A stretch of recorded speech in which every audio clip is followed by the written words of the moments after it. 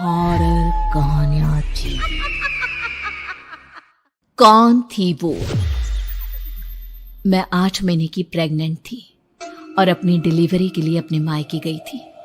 माँ ने मुझे फोन पर बताया, घर के पीछे की तरफ जो खाली जमीन थी ना, वहां पर एक नया कमरा बनवा लिया है। इतने सालों के बाद जैसे ही अपने घर में कदम रखा, कुछ अलग सा लगा। माँ, ये घर के पीछे की तरफ नया कमरा बनवाने की क्या जरूरत थी? अरे बेटा, घर के पीछे दूर दूर तक खाली जमीन है। तेरे पापा को कई दिनों से लग रहा था कि यहाँ पर एक कमरा बनवा लेंगे तो ताजा हवा मिल जाया करेगी। अब तो ये सब छोड़ और चल जल्दी से दूध पी ले। माँ, मैं थोड़ी देर में पी लूंगी, आप सो जाओ। मैंने दूध का गिलास उठाकर उस खिड़की में रख दिया। पता नहीं कब आंख लग गई। अचानक से खिड़की के पल्लों के खड़कने की तेज आवाज आई। दूध का गिलास धड़ाम से जमीन पर आ गिरा। जमीन पर गिरते ही दूध का रंग लाल हो चुका था। मैंने खिड़की से झांक कर बाहर देखा। चारों तरफ धूप अंधेरा था। उस अंधेरे की तरफ से कुछ आवाजें आ रही थी, जैसे छोटे बच्चे आपस में खिलखिलाकर मस्ती कर रहे हो।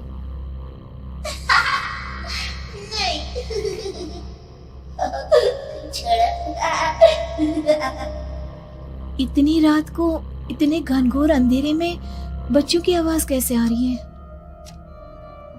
घड़ी में वक्त देखा तो ठीक 12 बजे थे। देखकर मैं सन्न रह गई। बुरी आत्माओं और भूतों की कई कहानियां मैं सुन चुकी थी। वक्त भी कुछ ऐसा ही था। ऊपर से मैं प्रेग्नेंट।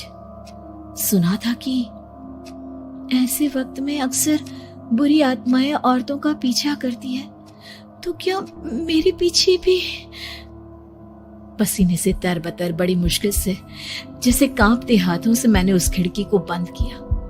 जल्दी से जल्दी उस कमरे से बाहर निकलकर माँ के पास जाने के बारे में सोचा, लेकिन जैसे ही दरवाजे की तरफ पलटी, लगा कोई साया हवा की स्पीड से दरवाजे के सामने से गुजर गया। मेरे गले में अटक कर रह गई। मैं जोर से चीख कर माँ को बुलाना चाहती थी, लेकिन वो आवाज खुद मेरे कानों तक नहीं पहुंच पा रही थी। तो माँ तक कैसे पहुंचती? खिड़की के पल्ले एक बार फिर तेज हवा के झोंके से धड़ाम करके खुल गया और पूरी ताकत से मैं चीख पड़ी। जानती थी मेरी चीख की आवाज सुनकर कुछ ही सेकंड में माँ वहां पहुंच जाएगी, लेकिन ऐसा कुछ हुआ ही नहीं। मेरा कलेजा डर के मारे फटा जा रहा था।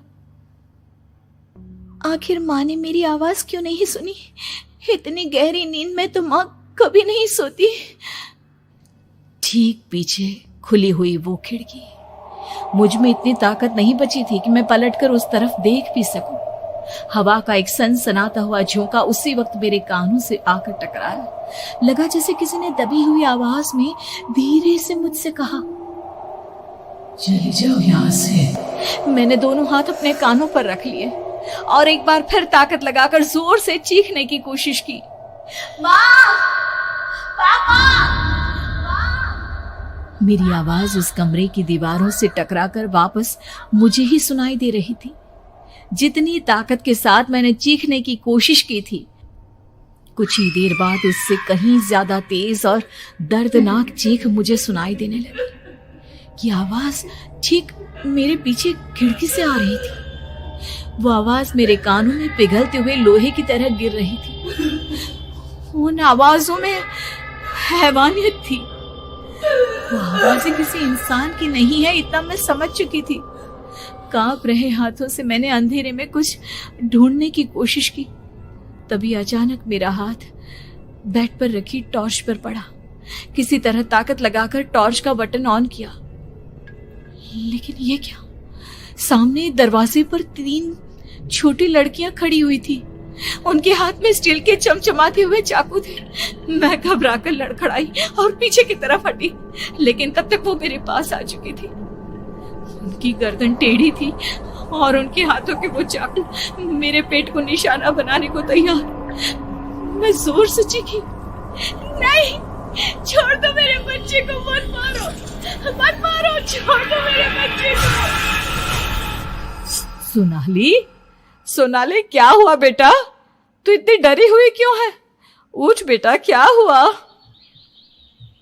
हड़बड़ाकर मैंने अपनी आंखें खोली। देखा तो दिन निकल आया था। माँ मुझे जगा रही थी। मेरा चेहरा पूरा पसीने से लथपथ था। क्या हुआ बेटा, तुमने कोई बुरा सपना देखा क्या? मैं अभी तक अपने पूरे होश में नहीं थी। वो मेरे बच्चे को मार देगी माँ। वो लड़की मेरे बच्चे को। मैंने घबराकर अपने पेट को छुआ। सब कुछ ठीक था। और वो दूध जो रात को यहाँ पर गिर गया था, उसका रंग लाल हो गया था। माँ ने हंसते हुए दूध का गिलास मुझे दिखाया। तुमने दूध पिया ही नहीं, पूरा का पूरा ऐसे ही रखा हुआ है। तुमसे कहा था ना सोनाली, सेहत के लिए लापरवाही ठीक नहीं बेटा।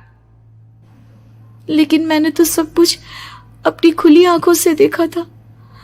ये सपना कैसे हो सकता है?